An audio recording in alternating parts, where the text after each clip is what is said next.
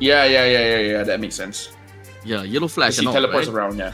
Yeah, right? So, oh well. But Cho, let's talk about Cho. Is there anyone that... Wait, Lee! It's quite literally Lee! I didn't want to talk about you. Okay, sorry, what? Lee, yeah, Lee, of course. Lee. Right, of course. Lee or my guy. Guy, yeah, either. Yeah. Man, there's so many possibilities. Yeah. I'm still waiting for a One Piece one. Oh, damn. Luffy would be Kufra for sure. Butterfly. I mean, you say that, but people think that Khalid was 100% gonna be Gaara. I mean, because you can make an argument Luffy is Badang. Oh damn, you're right. Right? Oh damn, you're right. Yeah. Oh yeah, damn. First skill, giant pistol. Yeah, Gatling gun on the ultimate. I don't know what they're gonna do with the second skill. Second skill would be rocket. Yeah. There are also I just don't know how they're gonna make the wall. Maybe either make it the red line or maybe or you can have you can have Nico Robin putting her hands up. Hey, I'll take it, man. I'll take it. Hey, look, I'll take What it too. would Nico Robin be? What would Nico Robin be? I think that's kind of tough. It gotta be the mage department, right? Either mage or fighter. I can see either or. Paramis. No. Paramis? I'm just thinking. I'm just thinking about the Shadow Stampede. Was it Shadow Stampede? I think. I'm thinking of the Netherrealm. Either way, by the way, the draft has started. Yeah. Falcon's okay. Yeah. Sorry. Nerding out. Sorry. Sicilian is the first ban that they had. They banned Sicilian. They banned out the Hilda. They banned out the Granger. Which shows that Falcons Mena, they want the Harif first pick. Alpha 7 ban out Jushin, Louis, as well as the Suyo. Mena, they're in a tough spot. Do you want Harif or do you want Joy? I would... that's tough because the Joy does counter the Harif. That is right. Kalia is currently available as well. I mean, you wouldn't want to pick up a Kalia into the Harif. Oh, Fanny! Oh, I forgot. But Fanny! Okay. But now they can take Harif. I am not the only one bound by Phobius? these chains. Okay. I guess they don't have to pick up Harif because they can pick up the Joy later. Alpha 7 can pick up the Harif, considering the fact that if they want to play Area Denial, at least they have a Phobius that is working for them. But what if they want Moskov for the Fanny? What if they want... True. At this point in time, it's kind of thinking, how hard do you want to force it? Do you want to force a counter, or do you want to force a synergy? Which one do you prefer? Forcing a synergy or forcing a counter? Awaken Dreadworm. Well, it looks like they're going with the counter. I feel like certain draft, like for example, I love Kalia, I would go for synergy there instead of counter. If you have something like a Suyo that kind of works with many different drafts, then might as well counter. Because I feel like certain heroes, you don't have the option to counter that much. You kind of have to go all in, you know? So I guess it depends on your first 3 picks. Falcons Mena now having the Hylos as well as the Gatot Kacha. Very tanky here. Very Double very Revitalize is back? Yeah, double Revitalize, yeah. Oh.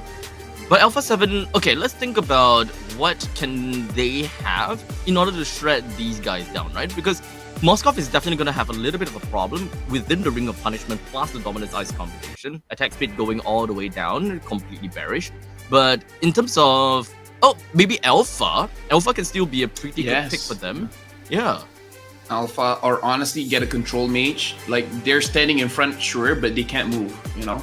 Sana, Aurora, something of that nature. I don't Someone want that to is see... a good barrel of Wishing Lantern. Yeah, there you go, Vexana. Because I don't want to see something like a Selena. Selena won't have enough damage for the front line. So Vexana is good, able to deal with the front line, and this does open up your jungle pick. You can honestly go with anything. Hanzo is still open. Oh wait, no, don't take Hanzo. Hanzo is bad against Fanny and Gatot. This is a very AoE based team, right? With Eternal Guard that works well together with the Asterisk's eyes and all. What other jungle? What jungle are we looking out for? I actually do like Alpha. Alpha is Joe. good. Alpha. Something that doesn't work well in this composition is definitely Hayabusa, but I can see a world where they want it. Your team is banning.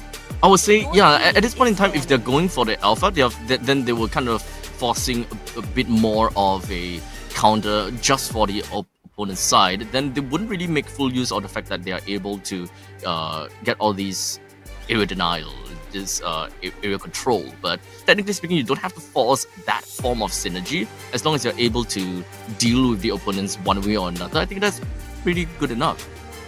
I wonder if Falcon's Mena, they will ban Kalia or Cho. I feel like Cho is a pretty good ban here to counter the Fanny. Alpha 7, I don't know if they want to go for something like a Kufra.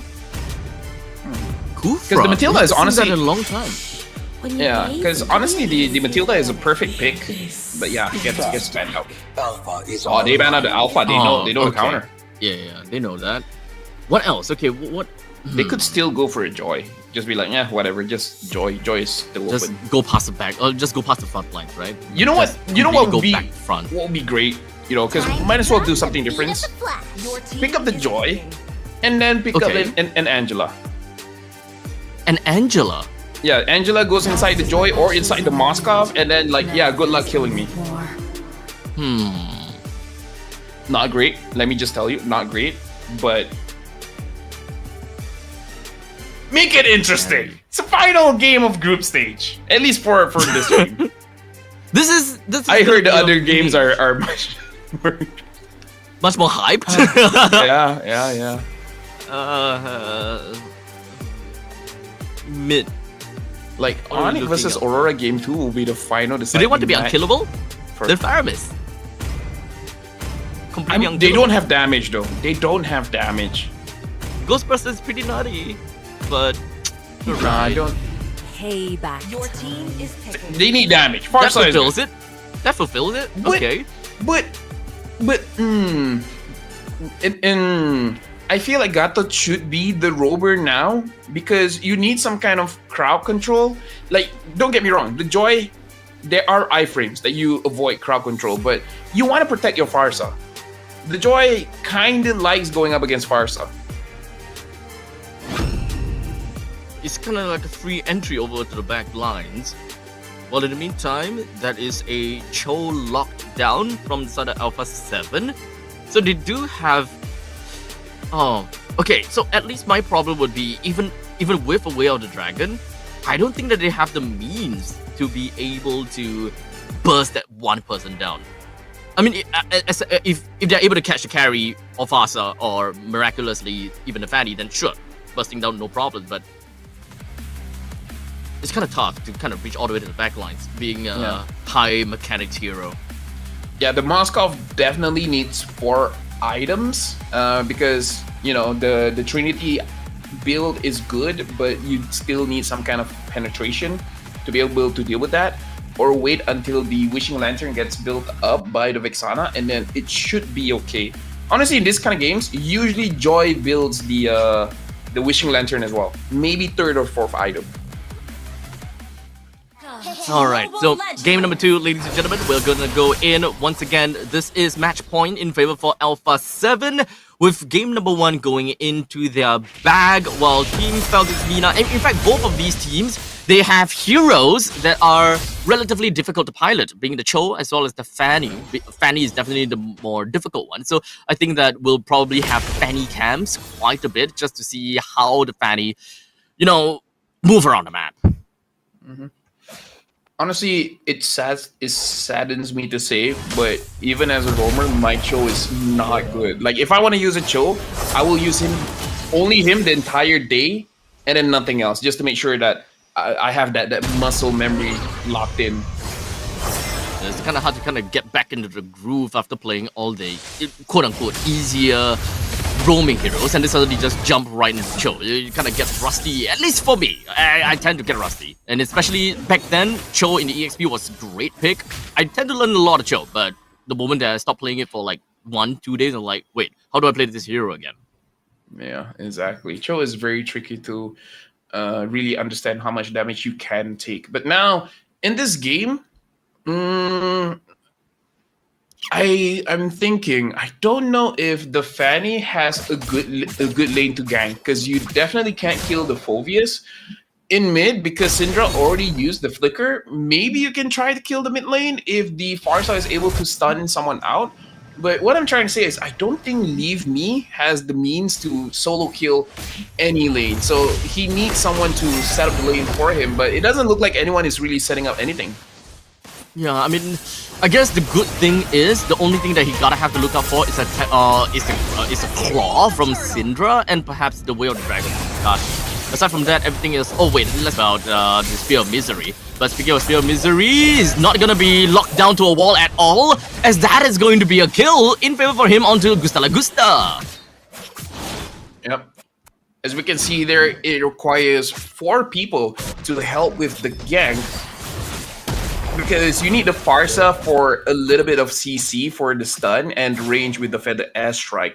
And yeah, I feel like a little bit late rotation coming in from Alpha 7 to protect this gold lane. Looks like Takashi is able to catch, but Koba is just gonna purify out of it.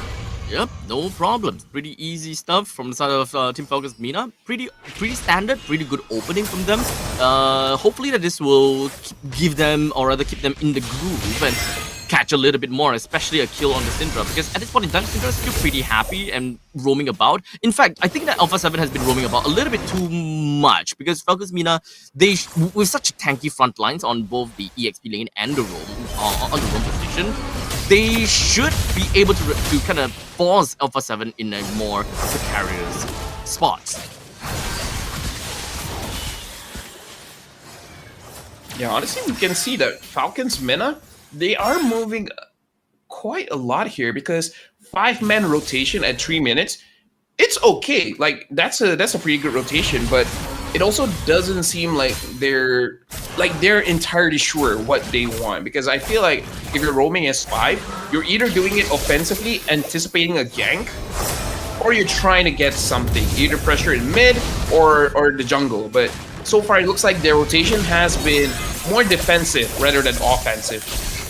Leave Me though, he's gonna go for a quick little invasion into opponent's jungle. Might be caught out, but he's gonna be okay with the 2 little cables to get himself right out of the dodge. I don't think that he has a lot of energy to work with. Okay, half energy, I think that is still pretty fine, but he gotta have to time it right for this upcoming sort of fight. And we do have the Glorious Pathway just gonna be tossed right out. Orange Pop as well as Borrow just gonna be pushing Syndra away, but a good kind of a knockup when it comes down to the way of the when it comes down to the Jikundo. While in the meantime, we're also looking at the pretty good Feather Airstrike that did manage to deal quite a bit of damage. As such, Dominic finds himself taken down, and Falcons Mina has got the priority over the turtle and takes it down pretty darn easily. Yeah, looks like both teams were really unsynergistic there, because we see that the team fight is split.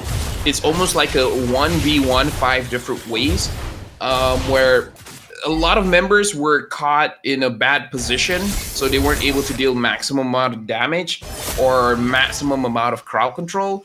So this, I would say it makes the trade even. At this point, I'm just waiting for Kingzilla to get his items and see what he wants to do with it. Like, is he able to actually catch Sensei or Koba?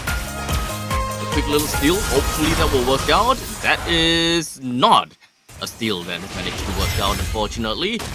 So 5 minutes and 30 seconds in, Alpha 7 haven't gotten a single kill just yet. I think that that's pretty fine, considering the fact that it's such a tanky front lines from Team Falcons Mina. They need to find opportunities to be able to kind of dive over the back lines, and which in this case, not that easy, right? The only 2% that can realistically dive back behind Kingzilla as well as Takashi.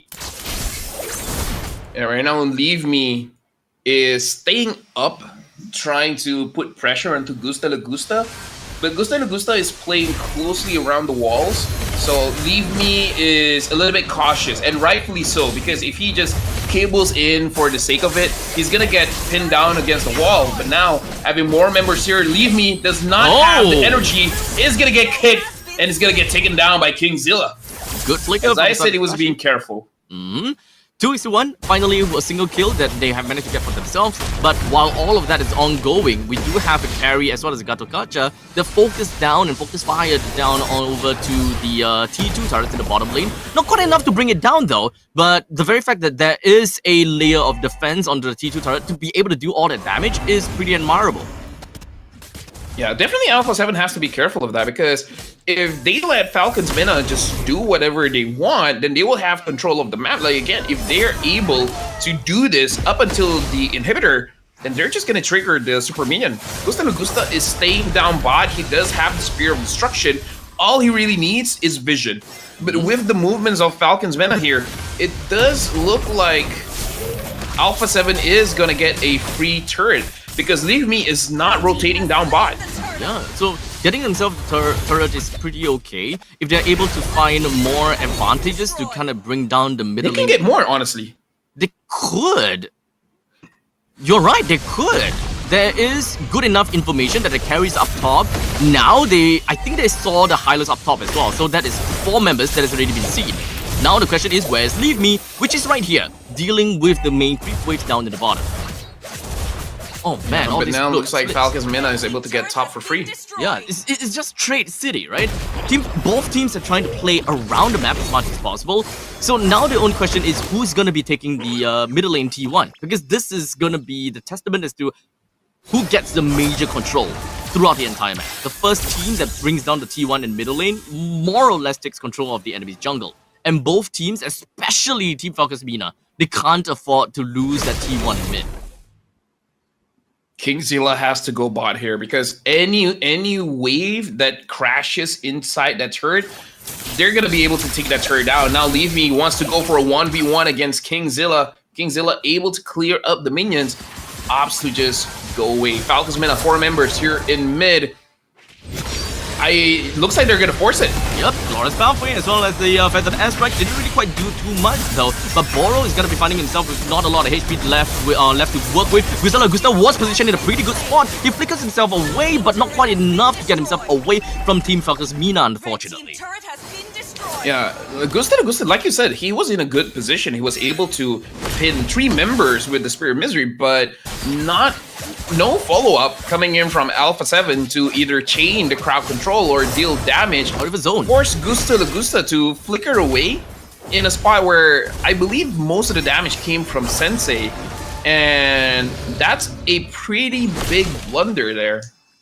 If only there was a little bit more zoning capabilities from Alpha 7, they could have kept Gusta at where he was, and that would have been pretty dominating. They forced out the 2 Revitalize from Orange Bob as well as Boro, which could actually put up a pretty good fight here, considering the fact that we do have a lot that's currently being hit down. We do have the main forces coming from Team Falcons Mina that's just forcing the rest of Alpha 7 away, while Kingzilla actually looked out for the Lord, thinking that, hey, maybe I can steal it, but not quite enough, because now Alpha 7 lost 2 very crucial members, unable to even contest for this Lord anymore.